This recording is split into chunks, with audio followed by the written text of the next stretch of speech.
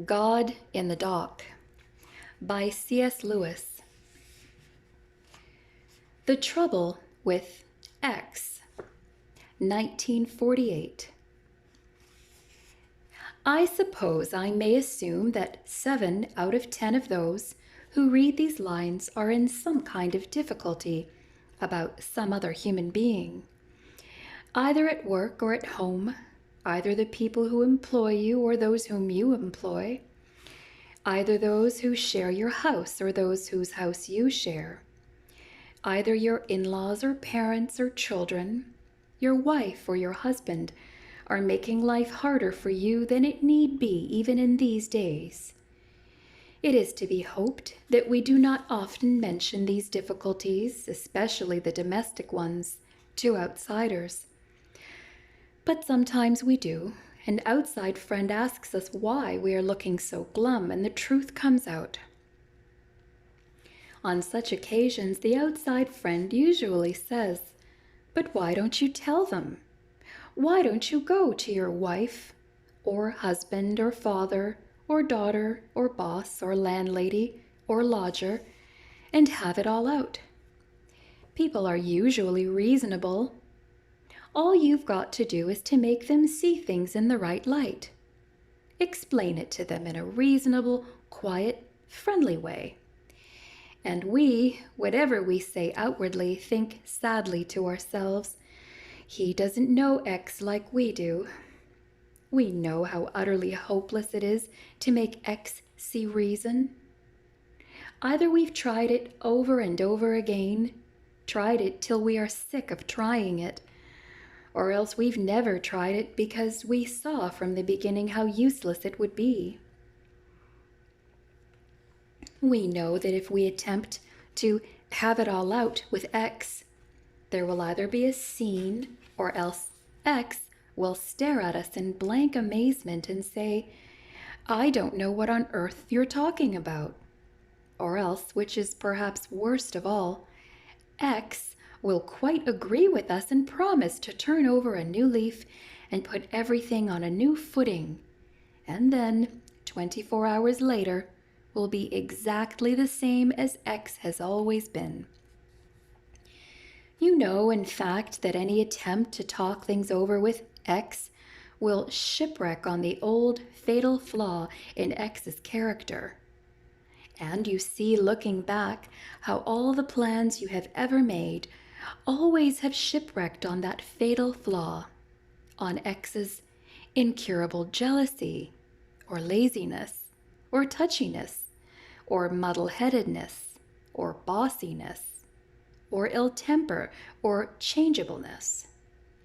Up to a certain age, you have perhaps had the illusion that some external stroke of good fortune, an improvement in health, rise in salary, the end of the war, would solve your difficulty.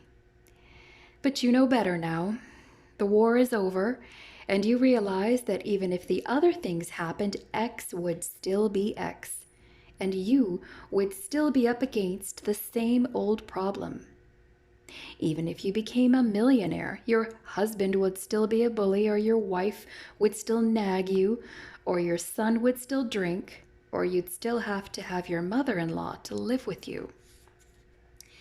It is a great step forward to realize that this is so, to face the fact that even if all external things went right, real happiness would still depend on the character of the people you have to live with, and that you can't alter their characters. And now comes the point. When you have seen this, you have for the first time had a glimpse of what it must be like for God. For of course this is, in one way, just what God himself is up against. He has provided a rich, beautiful world for people to live in. He has given them intelligence to show them how it can be used, and conscience to show them how it ought to be used. He has contrived that the things they need for their biological life, food, drink, rest, sleep, exercise, should be positively delightful to them. And having done all this, he then sees all his plans spoiled, just as our little plans are spoiled by the crookedness of the people themselves. All the things he has given them to be happy with they turn into occasions for quarreling and jealousy, and excess and hoarding and tomfoolery. You may say it is very different for God because he could, if he pleased, alter people's characters, and we can't. But this difference doesn't go quite as deep as we may at first think. God has made it a rule for himself that he won't alter people's character by force. He can and will alter them, but only if the people will let him. In that way, he has really and truly limited his power. Sometimes we wonder why he has done so, or even wish that he hadn't. But apparently he thinks it worth doing. He would rather have a world of free beings with all its risks than a world of people who did right like machines because they couldn't do anything else. The more we succeed in imagining what a world of perfect, automatic beings would be like, the more I think we shall see his wisdom. I said that when we see how all our plans shipwreck on the characters of the people we have to deal with, we are in one way seeing what it must be like for God. But only in one way. There are two respects in which God's view must be very different from ours. In the first place, he sees, like you, how all the people in your home or your job are in various degrees awkward or difficult. But when he looks into that home or factory or office, he sees one more person of the same kind, the one you never do see. I mean, of course, yourself. That is the next great step in wisdom, to realize that you also are just that sort of person. You also have a fatal flaw in your character. All the hopes and plans of others have again and again shipwrecked on your character, just as your hopes and plans have shipwrecked on theirs.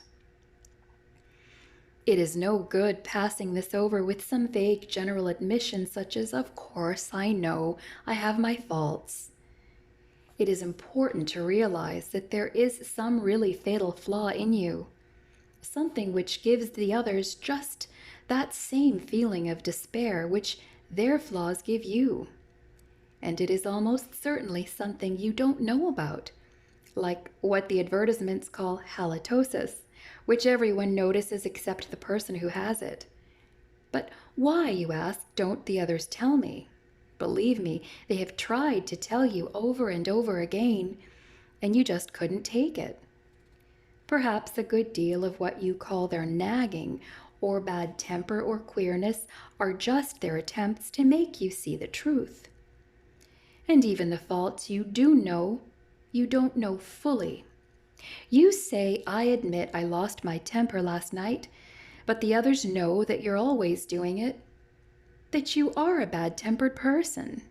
You say, "I admit I drank too much last Saturday," but everyone else knows that you are a habitual drunkard.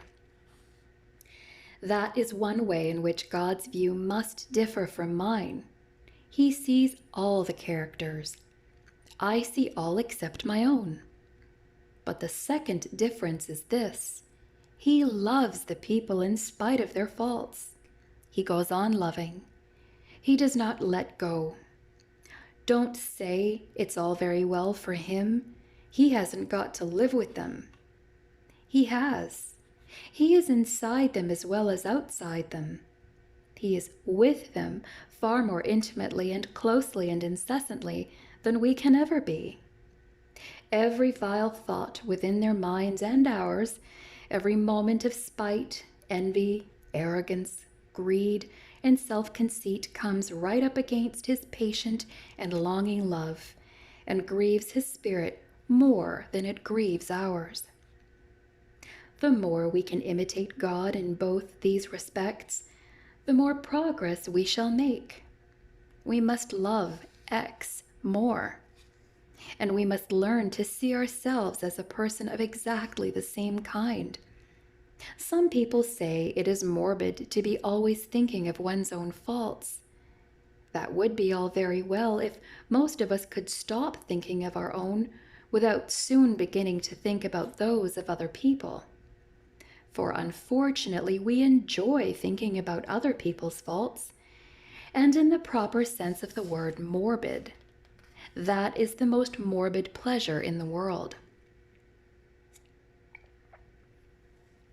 We don't like rationing, which is imposed upon us. But I suggest one form of rationing which we ought to impose on ourselves. Abstain from all thinking about other people's faults unless your duties as a teacher or parent make it necessary to think about them. Whenever the thoughts come unnecessarily into one's mind, why not simply shove them away and think of one's own faults instead? For there, with God's help, one can do something. Of all the awkward people in your house or job, there is only one whom you can improve very much. That is the practical end at which to begin, and really, we'd better. The job has to be tackled some day, and every day we put it off will make it harder to begin. What, after all, is the alternative? You see clearly enough that nothing, not even God with all his power, can make X really happy as long as X remains envious, self-centered, and spiteful.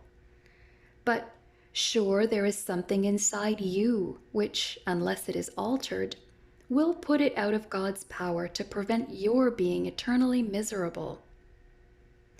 While that something remains, there can be no heaven for you, just as there can be no sweet smells for a man with a cold in the nose and no music for a man who is deaf. It's not a question of God sending us to hell. In each of us there is something growing up which will of itself be hell unless it is nipped in the bud. The matter is serious. Let us put ourselves in his hands at once, this very day, this hour.